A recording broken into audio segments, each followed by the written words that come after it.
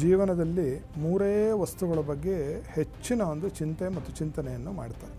ಹೆಣ್ಣು ಹೊನ್ನು ಮಣ್ಣು. ಕಳ್ಳತನ ಆಗಿದ್ದಕ್ಕೆ ಮನೆಯಿಂದ ಮನೆ ಬಿಟ್ಟು ಹೋದವರಿಗೆ ವಸ್ತುಗಳನ್ನು ಪುನಃ ಪ್ರಾಪ್ತಿ ಮಾಡೋದಕ್ಕೆ ಕಾರ್ತವೀರ್ಯಾರ್ಜುನನ ಒಂದು ಚಕ್ರವನ್ನು ಹೇಳಿದೆ ಶಾಸ್ತ್ರದಲ್ಲಿ. ಆ ಥರ ಚಕ್ರವನ್ನು ಮಾಡಿಕೊಂಡರೆ ಕಳೆದು ಹೋಗಿರ್ತಕ್ಕಂತಹ ಯಾವ ವಸ್ತು, ರಾಜ್ಯವೇ ಸಿಕ್ತು, ಕೈಯೇ ಸಿಕ್ತು, ಇನ್ನೇನು ಸಿಗೋದಿಲ್ಲ. ಯಾರೋ 10 ಕೋಟಿ ಕಳ್ಕೊಂಡಿದ್ದನ್ನು ಒಂದಿಷ್ಟು ಚಕ್ರ ಇಟ್ಬಿಟ್ಟು, ಒಂದು ಚಿಕ್ಕ ದೀಪ ಇಟ್ಬಿಟ್ಟು ದಿನಕ್ಕೆ 10 ಜಪ ಮಾಡಿಬಿಡ್ಲ ಅಂದರೆ ಆಗೋದಿಲ್ಲ. ಅದಕ್ಕೆ ಮಹತ್ತರವಾಗಿ ಮಾಡಬೇಕಾಗತ್ತೆ. ಅಂಗಡಿಯಲ್ಲಿ ಸಿಗೋ ಕಾರ್ತವೀರ್ಯಾರ್ಜುನ ಚಕ್ರಕ್ಕೆ ಯಾವ ಕಿಮ್ಮತ್ತು ಇಲ್ಲ. ಸೀತಾ ಸಂದರ್ಶನದ ಒಂದು ಸರ್ಗ ಅಂತ ಬರುತ್ತೆ ಸುಂದರಕಾಂಡದಲ್ಲಿ. ಅದನ್ನು ಪ್ರತಿನಿತ್ಯ ಬಹಳ ಭಕ್ತಿಯಿಂದ ಶ್ರದ್ಧೆಯಿಂದ ಯಾರು ಮಾಡ್ತಾರೋ ಅವರು ಕೂಡ ಕಳೆದುಕೊಂಡಿರ್ತಕ್ಕಂತಹ ಸುಮಾರು ವಸ್ತುಗಳನ್ನು ಮತ್ತು ಮನುಷ್ಯರನ್ನು ವಾಪಸ್ಸು ಪಡೆದಿರ್ತಕ್ಕಂಥದ್ದು ನಮ್ಮ ಅನುಭವಕ್ಕೆ ಸುಮಾರು ಕಡೆ ಬಂದಿದೆ. 100ರಲ್ಲಿ 95-96% ಇದು ಮತ್ತೆ ಪಡೆದಿದ್ದಾರೆ ಜನ. ಕೇಳಿದ್ರೇ ಕೊಡೋದು ಕಷ್ಟ. ನಮ್ಮ ದುಡ್ಡೇ ನಮ್ಗೆ, ಇನ್ನು ಕೊಟ್ಟಿರ್ತಾರೆ ಯಾರು ಕೊಡ್ತಾರೆ? ತಾ ಅನ್ನೋದು ನಮ್ಮ ತಾತನ ಕಾಲದಿಂದಾಗಲೂ ಐತೆ, ಕ್ವಾ ಅನ್ನೋದು ನಮ್ಮ ಕುಲದಾಗಲೇ ಇಲ್ಲ ಅಂತ. ಇಸ್ಕೊಳಕ್ಕೆ ಚೆನ್ನ, ಕೊಡಬೇಕಾದ್ರೆ ಬಹಳ ನೋವು ಬರುತ್ತೆ.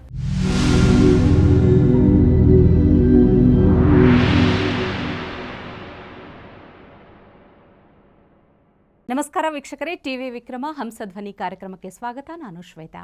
ಯೋಗ ಸೂತ್ರ ಮತ್ತು ಆಧ್ಯಾತ್ಮಿಕತೆಯ ಅರ್ಥಪೂರ್ಣ ವಿಚಾರಗಳನ್ನು ತಿಳಿಸುವಂತಹ ವೇದಿಕೆಯೇ ಹಂಸಧ್ವನಿ ಕಾರ್ಯಕ್ರಮ. ತಮ್ಮ ಅರ್ಥಪೂರ್ಣ ವಿಚಾರಗಳಿಂದ ದಾರಿದೀಪವಾಗಿರುವ ತತ್ವಜ್ಞಾನಿಗಳು, ಮಾರ್ಗದರ್ಶಕರು ಆಗಿರುವಂತಹ ಹಂಸಶ್ರೀ ಸವಿತೃ ಶರ್ಮಾ ಗುರೂಜಿ ಇದ್ದಾರೆ. ಗುರೂಜಿ, ನಿಮಗೆ ಕಾರ್ಯಕ್ರಮಕ್ಕೆ ಆತ್ಮೀಯವಾದ ಸ್ವಾಗತ. ಅಜ್ಞಾನತಿಮಿರಾಂಧಸ್ಯ ಜ್ಞಾನಾಂಜನಶಲಾಕಯ ಚಕ್ಷುರುನ್ಮೀಲಿತಂ ಯೇನ ತಸ್ಮೈ ಶ್ರೀ ಗುರವೇ ನಮಃ. ಶ್ರೀಮಜ್ಜಗದ್ಗುರು ಶ್ರೀ ಶ್ರೀ ಶ್ರೀ ಸಚ್ಚಿದಾನಂದ ಬಾಲಕೇಶ್ವರ ಭಾರತೀ ಮಹಾಸ್ವಾಮಿನೇ ನಮಃ. ಜೈ ಗುರುದೇವ ದತ್ತ. ವೀಕ್ಷಕರೆಲ್ಲರಿಗೂ ಶುಭೋದಯ, ಎಲ್ಲರಿಗೂ ಸನ್ಮಂಗಳವಾಗಲಿ.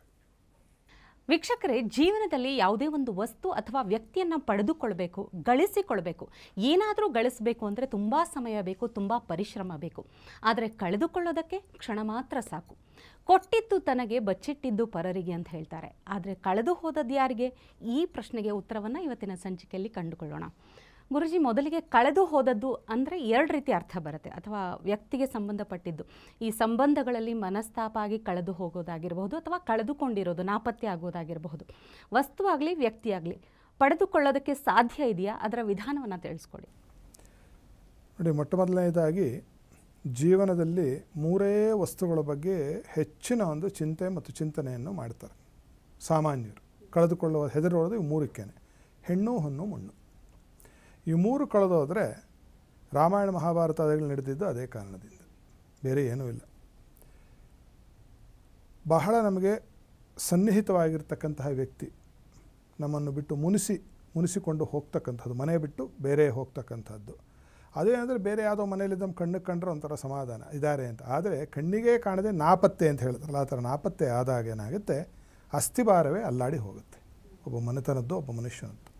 ಎರಡನೆಯದ್ದು ಹಣವನ್ನು ಕಳೆದುಕೊಳ್ತಕ್ಕಂಥದ್ದು. ಕಳೆದುಕೊಳ್ಳೋದು ಅಂತಂದರೆ ತಿರುಗಿ 2 ವಿಧ ಇದರಲ್ಲಿ. ಎಲ್ಲೋ ದುಡ್ಡು ಎಲ್ಲೋ ಒಂದು ಕಡೆ ನಿವೇಶನವನ್ನು ಮಾಡಿ, ಇನ್ವೆಸ್ಟ್ಮೆಂಟ್ ಮಾಡಿ ಹಾಳು ಮಾಡ್ಕೊಳ್ತಕ್ಕಂಥದ್ದು, ಜೂಜಾಡಿ ಹಾಳು ಮಾಡೋ, ಇದು ಕಳೆದು ಹೋಗೋದು ಒಂದು ಥರ. ಎರಡನೇ ಕಳೆದುಕೊಳ್ಳುವಿಕೆ ಹೇಗೆ ಅಂದರೆ, ಯಾರಿಗೋ ಸಾಲ ಸೋಲವನ್ನು ಅಥವಾ ಯಾವುದೋ ಒಂದು ಕೈ ಬದಲಾಯಿಸೋದು ಅಂತೀವಲ್ಲ, ಯಾವುದೋ ಉಪಕಾರ ಮಾಡೋದಕ್ಕೆ ಹಣ ಕೊಟ್ಟಿರ್ತಾರೆ, ಅವ್ರೇನು ಮಾಡಲ್ಲ, ವಾಪಸ್ ಇವರಿಗೆ ಹಣವನ್ನು ಮರುಸಂದಾಯ ಮಾಡೋದಿಲ್ಲ, ಕೊಡುವುದಿಲ್ಲ. ಅಥವಾ ಯಾವುದೋ ಒಂದು ವಸ್ತುವನ್ನು ಖರೀದಿಗೆ ನಂಬಿ ಒಬ್ಬರಿಗೆ ಹಣ ಕೊಡ್ತಾರೆ, ಅವ್ರ ವಸ್ತುವನ್ನು ಕೊಡಲ್ಲ, ಹಣವನ್ನು ಕೊಡುವುದಿಲ್ಲ. ಈ ರೀತಿಯಾದಂತಹ ಕಳೆದುಕೊಳ್ಳುವಿಕೆ. ಅಥವಾ ಮೂರನೆಯದು ಕಳ್ಳತನ ಆಗೋದು. ಯಾವುದೋ ವಸ್ತುವನ್ನು ಇಟ್ಟಿರ್ತಾರೆ, ಯಾರೋ ಕದ್ದು ಬಿಟ್ಟಿರ್ತಾರೆ, ಅಥವಾ ನಾವೇ ಮರೆತು ಬಿಟ್ಟಿರ್ತೀವಿ ಇಟ್ಟು. ಇದು ಕಳೆದುಕೊಳ್ಳುವಿಕೆ. ಇಷ್ಟು ರೀತಿಯ ಒಂದು ಕಳೆದುಕೊಳ್ಳುವಿಕೆ ನಮ್ಮ ಜೀವನದಲ್ಲಿ ನಾವು ಅನುಭವಿಸ್ತೇವೆ ಎಲ್ಲರೂ. ಸುಮಾರು ಎಲ್ಲರೂ ಒಂದಲ್ಲ ಒಂದು ಸನ್ನಿವೇಶದಲ್ಲಿ ಜೀವನದಲ್ಲಿ ಇದನ್ನು ಅನುಭವಿಸಿರ್ತಕ್ಕಂಥದ್ದು ನಮಗೆ ಕಂಡು ಬರುತ್ತೆ.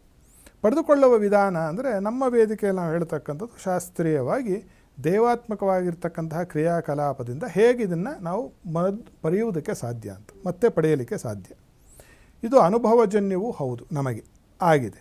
100ರಲ್ಲಿ 95-96% ಇದು ಮತ್ತೆ ಪಡೆದಿದ್ದಾರೆ ಜನ. ಹಣ ಕಳೆದು ಹೋಗಿರೋದು, ಮನುಷ್ಯರು ಮನೆ ಬಿಟ್ಟು ಹೋಗಿರೋರು ವಾಪಸ್ ಬಂದಿರೋದು, ಇವೆಲ್ಲ ಆಗಿದೆ. ಮನೆ ಬಿಟ್ಟು ಹೋಗಿದ್ದಾನೆ ಮಗ, ಅವನು ಎಲ್ಲಿದ್ದಾನೆ ಅಂತಲೇ ಗೊತ್ತಿಲ್ಲ, ಅವರುಗಳ ಎಲ್ಲ ಚೆನ್ನಾಗಿತ್ತು, ಏನಾದರೂ ಒಂದು ಮಾಡಿ ಅಂದಾಗ ನಾವು ಈ ಪರಿಹಾರವನ್ನು ಹೇಳಿ ಮಾಡಿಕೊಟ್ಟಾಗ, ಅವರು ನಾವು ಹೇಳಿದ್ದನ್ನು ಅವರು ನಡೆಸಿದಾಗ ಏನಾಗಿದೆ, 6 ತಿಂಗಳ ಒಳಗಾಗಿ ಮಗ ಮತ್ತೆ ಮನೆಗೆ ಬಂದು ನೆಲೆಸಿರ್ತಕ್ಕಂಥದ್ದು. ಯಾರಿಗೂ ಹಣವನ್ನು ಕೊಟ್ಟು ಬರಲಿಲ್ಲ ಅಂದಾಗ ಒಂದು 90%ದಿಂದ 95% ಹಣ ವಾಪಸ್ಸು ಬಂದಿರತಕ್ಕಂಥದ್ದು, ಕೆಲವರಿಗೆ 100-120% ಬಂದಿದೆ.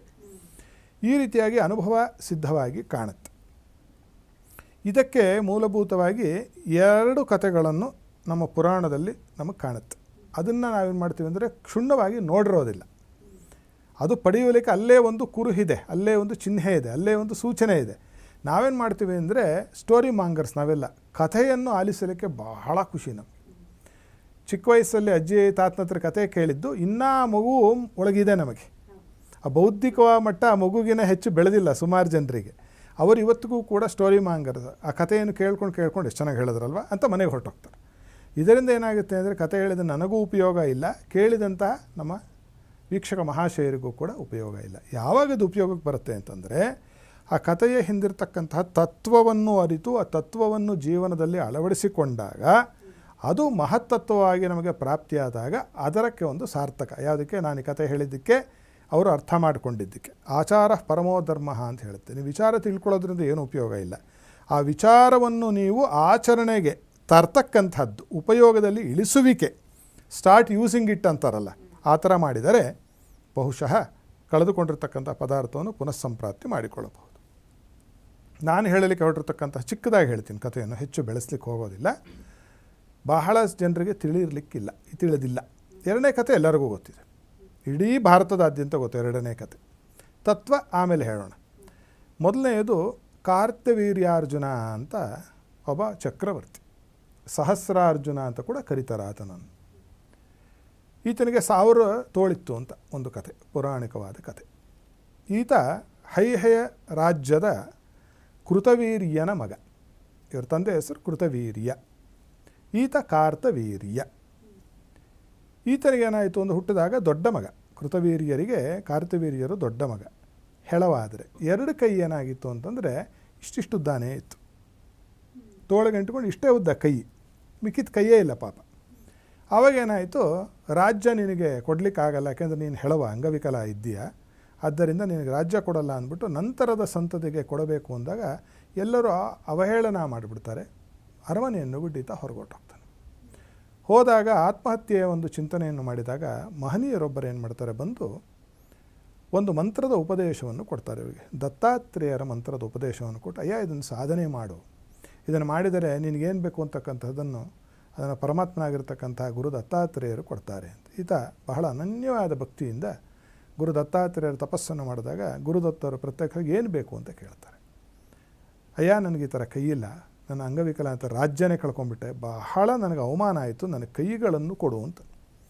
ಅದಕ್ಕೆ ದತ್ತರು ಏನು ಮಾಡ್ತಾರೆ, 2 ಏನಕ್ಕಪ್ಪ 1000 ತಗೋ ಕೊಯ್ಯಿ ಅಂತ 1,000 ಕೈಯನ್ನು ಕೊಟ್ಟುಬಿಡ್ತಾರೆ. ಅದಕ್ಕೆ ಆತ ಬಂದು ಎಲ್ಲರನ್ನು ಗೆದ್ದು ಚಕ್ರವರ್ತಿಯಾಗಿ ಆಳಿದ ಅಂತಕ್ಕಂಥದ್ದು ಒಂದು ಆಖ್ಯಾಯಿಕೆ ಬರುತ್ತೆ. ಇಲ್ಲಿ ನೋಡಿ, ಅದನ್ನು ಕಳೆದುಕೊಂಡ್ಬಿಟ್ಟಿದ್ದ, ರಾಜ್ಯವನ್ನು. ರಾಜ್ಯ ಹೋಗಿತ್ತಲ್ಲ, ಯಾವುದೇ ಕಾರಣದಿಂದ ಹೋಗಿರಲಿ ರಾಜ್ಯ, ಮತ್ತು ತೋಳು ಹೋಗಿತ್ತು, ಕೈ ಹೋಗಿತ್ತಲ್ಲ, ಕೈ ಕಳ್ಕೊಂಡಿದ್ದಲ್ಲ, ಹುಟ್ಟದ. ಇದನ್ನು ಸಂಪ್ರಾಪ್ತಿ ಮಾಡಿಕೊಟ್ಟಿದ್ದಕ್ಕೆ ಈ ಕಾರ್ತವೀರ್ಯಾರ್ಜುನನ ಒಂದು ಚಕ್ರವನ್ನು ಹೇಳಿದೆ ಶಾಸ್ತ್ರದಲ್ಲಿ. ಕಳೆದುಕೊಂಡಿದ್ದಕ್ಕೆ, ಆಮೇಲೆ ವಿಶೇಷವಾಗಿ ಕಳ್ಳತನ ಆಗಿದ್ದಕ್ಕೆ, ಮನೆಯಿಂದ ಮನೆ ಬಿಟ್ಟು ಹೋದವರಿಗೆ ವಸ್ತುಗಳನ್ನು ಪುನಃ ಪ್ರಾಪ್ತಿ ಮಾಡೋದಕ್ಕೆ ಅಂತಹ ಚಕ್ರವನ್ನು ಮಾಡಿಟ್ಟು ದೇವರ ಮನೆಯಲ್ಲಿ ಅಖಂಡವಾದ ನಂದಾದೀಪವನ್ನು ಅದರ ಮುಂದೆ ಬೆಳಗಿಸಬೇಕು. 24/7 24/7 ಆರಬಾರದು. ಅದಕ್ಕೊಂದು ಚಿಕ್ಕ ಶ್ಲೋಕಾತ್ಮಕವಾದ ಒಂದು ಮಂತ್ರ ಇದೆ. ಮಂತ್ರದ ಜಪವನ್ನು ಯಥಾಶಕ್ತಿ ಅದು ಕಾರ್ಯ ಲಾಘವದಿಂದ ನೋಡಬೇಕು. ಯಾರೋ 10 ಕೋಟಿ ಕಳ್ಕೊಂಡಿದ್ದನ್ನು ಒಂದಿಷ್ಟು ಚಕ್ರ ಇಟ್ಬಿಟ್ಟು, ಒಂದು ಚಿಕ್ಕ ದೀಪ ಇಟ್ಬಿಟ್ಟು ನಿನಗೆ 10 ಜಪ ಮಾಡಿಬಿಡ್ಲ ಅಂದರೆ ಆಗೋದಿಲ್ಲ. ಅದಕ್ಕೆ ಮಹತ್ತರವಾಗಿ ಮಾಡಬೇಕಾಗತ್ತೆ. ಮನೆಯಲ್ಲಿ ಮಗ ಕಳೆದೋಗ್ಬಿಟ್ಟಿದ್ದಾನೆ, ಅಯ್ಯೋ ಆಗೋದಿಲ್ಲ ನಮ್ಗೆ ಅಷ್ಟೆಲ್ಲ ದಿನಕ್ಕೆ 1,000 ಮಾಡಬೇಕಾ, ನಮ್ಗೆ ಹೊತ್ತಾಕೋದಿಲ್ಲ ಅಂದರೆ ಮಗನ ಕಳ್ಕೊಬೋದು. ಅದು ಅವ್ರವ್ರಿಗೆ ಬಿಟ್ಟಿದ್ದು. ಆ ರೀತಿಯಾಗಿ ಆ ಕಾರ್ಯದ ಒಂದು ಲಾಘವ, ಕಾರ್ಯ ಗೌರವ, ಕಾರ್ಯಭಾರವನ್ನು ಅನುಸರಿಸಿ ಇದರ ಜಪಾದಿಗಳು, ಚಕ್ರಾದಿಗಳು, ಅದು ನಿಮಗೇನು ಹಿತ್ತಾಳೆಯಲ್ಲಿ ಮಾಡಬೇಕಾ, ಆಮೇಲೆ ತಾಮ್ರದಲ್ಲಿ ಮಾಡಬೇಕಾ, ಬೆಳ್ಳಿಲಿ ಮಾಡಬೇಕಾ, ಬಂಗಾರದಲ್ಲಿ ಮಾಡಬೇಕಾ ಅನ್ನೋದರ ಅದರಲ್ಲೆಲ್ಲ ಇದೆ. ರತ್ನಾದಿಗಳಲ್ಲಿ ಮಾಡಬೇಕಾ ಅಂತ ಕೂಡ ಇದೆ. ಉಪರತ್ನಗಳಲ್ಲಿ ಈ ಕಾಲದಲ್ಲೂ ಮಾಡ್ಬೋದು, ರತ್ನಗಳ ಕಾಲ ಆಯಿತು. ಆ ಥರ ಚಕ್ರವನ್ನು ಮಾಡಿಕೊಂಡರೆ ಕಳೆದು ಹೋಗಿರ್ತಕ್ಕಂತಹ ಯಾವ ವಸ್ತು, ರಾಜ್ಯವೇ ಸಿಕ್ತು, ಕೈಯೇ ಸಿಕ್ತು, ಇನ್ನೇನು ಸಿಗೋದಿಲ್ಲ. ಈ ಥರದ ಒಂದು ಪರಮಾದ್ಭುತವಾಗಿರ್ತಕ್ಕಂತಹ ಕಾರ್ತವೀರ್ಯಾರ್ಜುನನ ಒಂದು ಚಕ್ರಸ್ಥಾಪನೆಯನ್ನು ತಿಳಿದವರಿಂದ ಸರಿಯಾಗಿ ಮಾಡಿಸಿಕೊಂಡು ಶಾಸ್ತ್ರೀಯವಾಗಿ, ಅಂಗಡಿಯಲ್ಲಿ ಸಿಗೋ ಕಾರ್ತವೀರ್ಯಾರ್ಜುನ ಚಕ್ರಕ್ಕೆ ಯಾವ ಕಿಮ್ಮತ್ತು ಇಲ್ಲ. ಅದಕ್ಕೆ ಒಂದು ತನ್ನದೇ ಆದಂತಹ ಒಂದು ವಿಧಿ ವಿಧಾನ ಇದೆ. ಮುಂದಿನ ಸಂಚಿಕೆಯಲ್ಲಿ ಅದನ್ನು ಹೇಳೋಣಂತೆ ನಾವು. ಅದನ್ನು ಇಟ್ಟು ಅದರ ದೀಪಾರಾಧನೆಯನ್ನು ಮಾಡಿ ನಂದಾದೀಪವನ್ನು ಅಖಂಡ ದೀಪವನ್ನು ಇಟ್ಟು ಜಪ ಮಾಡ್ತಾ ಬಂದರೆ ತಕ್ಷಣವೇ ಆದಷ್ಟು ಶೀಘ್ರದಲ್ಲಿ ಅವರಿಗೆ ಕಳೆದುಕೊಂಡಿರತಕ್ಕಂತಹ ವಸ್ತುಗಳು ಮನುಷ್ಯರು ಪುನಃ ಪ್ರಾಪ್ತಿ ಆಗ್ತಾರೆ. ಇದು ಮೊದಲನೇ ಆಖ್ಯಾಯಿಕೆ. ಎರಡನೇ ಆಖ್ಯಾಯಿಕೆ ಯಾವುದು ಅಂತಂದರೆ ರಾಮಾಯಣದಲ್ಲಿ ಸುಂದರಕಾಂಡ. ಸೀತಮ್ಮನವರನ್ನು ರಾವಣಾಸುರ ಅಪಹಾರ ಮಾಡಿ ತೆಗೆದುಕೊಂಡು ಹೋಗಿ ಅಶೋಕವನದಲ್ಲಿ ಇಟ್ಟ ನಂತರದಲ್ಲಿ ಕರೆದುಕೊಂಡು ಬರಲು ಯಾರನ್ನು ಕಳಿಸಿದ್ರು, ಎಲ್ಲರೂ ಆಯ್ಕೆ ಮಾಡಿದ್ದು ಶ್ರೀಮದ್ ಆಂಜನೇಯ ಸ್ವಾಮಿಯನ್ನು. ಆಂಜನೇಯ ಸ್ವಾಮಿ ಏನು ಮಾಡ್ತಾನೆ, ಸಾಗರೋಲ್ಲಂಘನವನ್ನು ಮಾಡಿ ಅಲ್ಲಿ ಹೋಗಿ ಲಂಕೆಗೆಲ್ಲ ಬೆಂಕಿ ಇಟ್ಬಿಟ್ಟು ಅಮ್ಮನವರನ್ನು ಸೀತಾಮ್ಮನವರನ್ನು ಸಂದರ್ಶನ ಮಾಡಿ ರಾಮಚೂಡಾಮಣಿಯನ್ನು ಇತ್ಯಾದಿಗಳನ್ನು ಕೊಟ್ಟು ಆ ಉಂಗುರವನ್ನು ಇಟ್ಟುಕೊಂಡು ಬಂದು ವಾಪಸ್ಸು ಬಂದು ಯಾರಿಗೆ ಶ್ರೀರಾಮಚಂದ್ರನಿಗೆ ಅದು ಮತ್ತು ಹಿಂಗೆ ಸೀತಾಮ್ಮನವರಲ್ಲಿ ಕ್ಷೇಮವಾಗಿದ್ದಾರೆ, ತಮ್ಮನ್ನೇ ಕಾಯ್ತಾ ಇದ್ದಾರೆ. ಅಲ್ಲಿ ಹೇಳ್ತಾನೆ ಆಂಜನೇಯ ಸ್ವಾಮಿ ಯಾರಿಗೆ, ಸೀತಮ್ಮನವ್ರಿಗೆ, ಅಮ್ಮ ನಾನು ಭುಜದ ಮೇಲೆ ಕುತ್ಕೊಂಡ್ಬಿಡಿ, ನಾನು ಕರ್ಕೊಂಡು ಹೋಗ್ಬಿಡ್ತೀನಿ ವಾಪಸ್ಸು ಅಂತ. ಬರ್ಬೋದಿತ್ತು. ಏನು ಹೇಳ್ತಾಳೆ ಜಗಜ್ಜನನಿಯಾದ ಜಾನಕಿ ಅಂತಂದರೆ, ಬರ್ಬೋದಪ್ಪ ನೀನು ನನ್ನ ಮಗನ ಸಮ, ನೀನು ಅದರಲ್ಲೇನು ತಪ್ಪಿಲ್ಲ, ಆದರೆ ನಾನಂಗೆ ಬಂದರೆ ಶ್ರೀರಾಮಚಂದ್ರನಿಗೆ ಕೆಟ್ಟ ಹೆಸರು ಬರುತ್ತೆ, ಮಗು ಅವನು ಪೌರುಷಹೀನ, ಯಾರನ್ನೋ ಹೆಂಡ್ತೀನಿ ವಾಪಸ್ ಕರೆಸ್ಕೊಂಡ ಅಂತ ಬರುತ್ತೆ, ಆ ಥರ ಆಗಬಾರ್ದು. ಅಲ್ಲಿ ನೋಡಿ ರಾಜನೀತಿ ಹೇಳ್ಬಿಟ್ಲ ಅಮ್ಮ, ಆತನೇ ಬಂದು ಗೆದ್ದು ನನ್ನನ್ನು ಕರ್ಕೊಂಡು ಹೋಗಲಿ ಅಂತ. ಇರಲಿ, ಅದು ಸುಮ್ಮನೆ ಒಂದು ಸತಿ ಹೇಳಿದೆ ಅಷ್ಟೆ. ಇಲ್ಲೇನಾಯಿತು ಅಂದರೆ ಕಳೆದು ಹೋಗಿರ್ತಕ್ಕಂತಹ ಸೀತೆಯ ಸಮಾಚಾರವನ್ನು ರಾಮನಿಗೆ, ರಾಮನ ಸಮಾಚಾರವನ್ನು ಸೀತೆಗೆ ಸಂದಾಯ ಮಾಡಿದಂತಹ ಆಂಜನೇಯ ಸ್ವಾಮಿ. ಇದು ತತ್ವ ಸುಂದರಕಾಂಡದ್ದು. ಅಂತಹ ಒಂದು ಸುಂದರಕಾಂಡದ ಪಾರಾಯಣ ಮಾಡಬೇಕಾದ್ರೆ ಇಲ್ಲೂ ಕೂಡ ಒಂದು ವಿಧಿ ಮತ್ತು ವಿಧಾನ ಉಂಟು ಅದಕ್ಕೆ. ಆ ರೀತಿಯಾಗಿ ಈ ಸುಂದರಕಾಂಡದ ಈ ಸರ್ಗವನ್ನು ಯಾರು ಪಾರಾಯಣ ಮಾಡ್ತಾರೋ ಮನೆಯಲ್ಲಿ ಬಹಳ ಶ್ರದ್ಧೆ ಮತ್ತು ವಿಶ್ವಾಸ ಬೇಕು. ಮಿಕ್ಕಂಥ ಪ್ರಯತ್ನವನ್ನು ಮಾಡಬೇಕು, ಹುಡುಕೋದು ಅಥವಾ ಯಾರದೋ ಹೋಗ್ಬಿಟ್ಟು ನಾವು ಪೊಲೀಸ್ ಸ್ಟೇಷನಲ್ಲಿ ಏನು ಕಂಪ್ಲೇಂಟ್ ಕೊಡ್ತಕ್ಕಂಥದ್ದು ಅವೆಲ್ಲ ಲೌಕಿಕವಾಗಿ ಮಾಡಬೇಕು. ಅದು ಮಾಡಬೇಡಿ ಅಂತ ಹೇಳ್ತಿಲ್ಲ ನಾವು. ನಾನು ಹೇಳ್ತಾ ಇರ್ತಕ್ಕಂತಹ ಒಂದು ಮಜಲು ಏನು ಅಂತಂದರೆ ದೈವಿಕವಾದ ಒಂದು ದೃಷ್ಟಿಕೋನದಿಂದ ಕಳೆದುಕೊಂಡಿರ್ತಕ್ಕಂತಹ ಪದಾರ್ಥವನ್ನು ಹೇಗೆ ಹಿಂದೆ ಪಡೆದುಕೊಳ್ಳುವುದು ಅಂತಕ್ಕಂಥದ್ದು. ಈ ರೀತಿಯಾಗಿ ಇದಕ್ಕೆ ಒಂದು ಲಾಂಗೂಲ ಚಕ್ರ ಅಂತ ಇದಕ್ಕೂ ಉಂಟು ಆಂಜನೇಯ ಸ್ವಾಮಿದು. ಅದನ್ನು ಮನೆಯಲ್ಲಿ ಸ್ಥಾಪನೆ ಮಾಡಿ ದೀಪಾರಾಧನೆಯನ್ನು ಮಾಡಿ ಆ ಒಂದು ಲಂಕಾದಹನ ಮತ್ತು ಸೀತಾ ಸಂದರ್ಶನ, ಇವೆರಡು ಮುಖ್ಯವಾಗಿ ಸೀತಾ ಸಂದರ್ಶನದ ಒಂದು ಸರ್ಗ ಅಂತ ಬರುತ್ತೆ ಸುಂದರಕಾಂಡದಲ್ಲಿ. ಅದನ್ನು ಪ್ರತಿನಿತ್ಯ ಬಹಳ ಭಕ್ತಿಯಿಂದ ಶ್ರದ್ಧೆಯಿಂದ ಯಾರು ಮಾಡ್ತಾರೋ ಅವರು ಕೂಡ ಕಳೆದುಕೊಂಡಿರ್ತಕ್ಕಂತಹ ಸುಮಾರು ವಸ್ತುಗಳನ್ನು ಮತ್ತು ಮನುಷ್ಯರನ್ನು ವಾಪಸ್ಸು ಪಡೆದಿರತಕ್ಕಂಥದ್ದು ನಮ್ಮ ಅನುಭವಕ್ಕೆ ಸುಮಾರು ಕಡೆ ಬಂದಿದೆ. ಆದ್ದರಿಂದ ಹತಾಶೆ ಬೇಡ, ಎಲ್ಲ ಕಳ್ಕೊಂಡ್ಬಿಟ್ವಿ ಅಂತ ಹೇಳಿ ಪ್ರಯತ್ನವನ್ನು ಮಾಡಿ. ಹಣ ಯಾರಿಗೂ ಕೊಟ್ಟಿರ್ತೀರ ಕೊಡಲ್ಲ, ಸರಿ ಮನೇಲಿ ಸುಂದರಕಾಂಡ ಬಾಗಿಲು ಹಾಕ್ಕೊಂಡು ಮಾಡ್ತಾನೇ ಇರ್ತೀನಿ ಅಂತಲ್ಲ. ನೀವು out off site is out of mind ಅಂತ ಕೇಳಿದ್ರೇ ಕೊಡೋದು ಕಷ್ಟ. ನಮ್ಮ ದುಡ್ಡೇ ನಮ್ಗೆ, ಇನ್ನು ಕೊಟ್ಟಿರೋದ್ರೆ ಯಾರು ಕೊಡ್ತಾರಾ? ವನಿತಾ ಪುಸ್ತಕಂ ವಿತ್ತಂ ಪರಹಸ್ತಂ ಗತಂ ಗತಃ ಅಂತ ಕೊಟ್ಟರು ಬರೋದಿಲ್ಲ. ಅವ್ರನ್ನ ಹೋಗಿ ನೀವು ಬೆನ್ನ ಹತ್ತಿದ ಬೇತಾಳದ ರೀತಿಯಲ್ಲಿ ಅವರ ಹೆಗಲತ್ತು ಕುತ್ಕೋಬೇಕು. ಅವರಿಗೆ ಪ್ರೇರಣೆ ಆಗಬೇಕಲ್ಲ ನಿಮಗೆ ಕೊಡಲಿಕ್ಕೆ. ಇರುತ್ತೆ ಜನರಿಗೆ ಕೊಡೋಕ್ಕೆ. ಇದಕ್ಕೊಂದು ಗಾದೆ ಇದೆ, ತಾ ಅನ್ನೋದು ನಮ್ಮ ತಾತನ ಕಾಲದಿಂದಾಗಲೂ ಐತೆ, ಕ್ವಾ ಅನ್ನೋದು ನಮ್ಮ ಕುಲದಾಗಲೇ ಇಲ್ಲ ಅಂತ. ಇಸ್ಕೊಳಕ್ಕೆ ಚೆನ್ನ, ಕೊಡಬೇಕಾದ್ರೆ ಬಹಳ ನೋವು ಬರುತ್ತೆ. ಆದ್ದರಿಂದ ಅಂತಹ ಒಂದು ಪ್ರೇರಣೆ ಅವರಿಗೆ ಮನಸ್ಸಿನಲ್ಲಿ ಆಗಬೇಕು ಅಂತಂದರೆ ಈ ಎರಡು ಪ್ರಯೋಗದಿಂದ ಆ ಚಕ್ರ ಸ್ಥಾಪನೆಯನ್ನು ಮಾಡಿಕೊಂಡು ಅಖಂಡ ದೀಪಾರಾಧನೆ, ಪೂಜೆ, ಚಿಕ್ಕದಾದ ಪೂಜೆ ಮತ್ತು ಪಾರಾಯಣ ಮಂತ್ರಜಪಾದಿಗಳನ್ನು ಮಾಡಿದ್ದೇ ಆದರೆ ಕಳೆದುಕೊಂಡ ಪದಾರ್ಥಗಳನ್ನು ಅತಿ ಶೀಘ್ರದಲ್ಲಿ ಪಡೆಯಬಹುದು ಅಂತ ಹೇಳಬಹುದು. ಖಂಡಿತ ಗುರುಜಿ, ಕಳೆದು ಹೋದ ವಸ್ತು ಆಗಲಿ ವ್ಯಕ್ತಿ ಆಗಲಿ ಭಕ್ತಿ ಮಾರ್ಗದ ಉಪಾಯಗಳ ಜೊತೆಗೆ ನಮ್ಮ ಪ್ರಯತ್ನವೂ ಇದ್ದಾಗ ಪಡೆದುಕೊಳ್ಳೋದಕ್ಕೆ ಸಾಧ್ಯ ಅನ್ನೋದನ್ನು ತಿಳಿಸ್ಕೊಟ್ಟಿದ್ದೀರಿ. ಧನ್ಯವಾದಗಳು ಗುರುಜಿ. ಸಮಸ್ತ ಸನ್ಮಂಗಳಾನಿ ಭವಂತು. ವೀಕ್ಷಕರೇ, ನೀವು ಕೂಡ ವಸ್ತುವನ್ನಾಗಲಿ ವ್ಯಕ್ತಿಯನ್ನಾಗಲಿ ಕಳೆದುಕೊಂಡಿದ್ರೆ ಪಡೆಯುವ ವಿಧಾನ ಹೇಗೆ ಅಂತ ತಿಳಿದುಕೊಳ್ಬೇಕಾದ್ರೆ ಸ್ಕ್ರೀನ್ ಮೇಲೆ ಇರುವಂಥ ನಂಬರನ್ನು ಕಾಂಟ್ಯಾಕ್ಟ್ ಮಾಡಬಹುದು. ಗುರುಜಿಗಳನ್ನು ನೇರವಾಗಿ ಸಂಪರ್ಕಿಸಿ ನಿಮ್ಮ ಸಮಸ್ಯೆಗಳಿಗೆ ಪರಿಹಾರವನ್ನು ಕಂಡುಕೊಳ್ಬಹುದು. ಮುಂದಿನ ಸಂಚಿಕೆಯಲ್ಲಿ ಮತ್ತೊಂದು ಹೊಸ ವಿಷಯದೊಂದಿಗೆ ಭೇಟಿಯಾಗೋಣ. ನಮಸ್ಕಾರ. ಟಿವಿ ವಿಕ್ರಮ, ದೇಶ ನಿಮ್ಮ ಕೈಯಲ್ಲಿ. ಈ ಕಾರ್ಯಕ್ರಮ ನಿಮಗೆ ಇಷ್ಟ ಆಗಿದ್ದಲ್ಲಿ ಲೈಕ್, ಶೇರ್ ಹಾಗೂ ಕಮೆಂಟ್ ಮಾಡಿ. ಟಿವಿ ವಿಕ್ರಮದ ಕಾರ್ಯಕ್ರಮಗಳನ್ನು ನಿರಂತರವಾಗಿ ವೀಕ್ಷಿಸಲು ಸಬ್ಸ್ಕ್ರೈಬ್ ಮಾಡಿ, ಬೆಲ್ ಐಕನ್ ಒತ್ತಿ.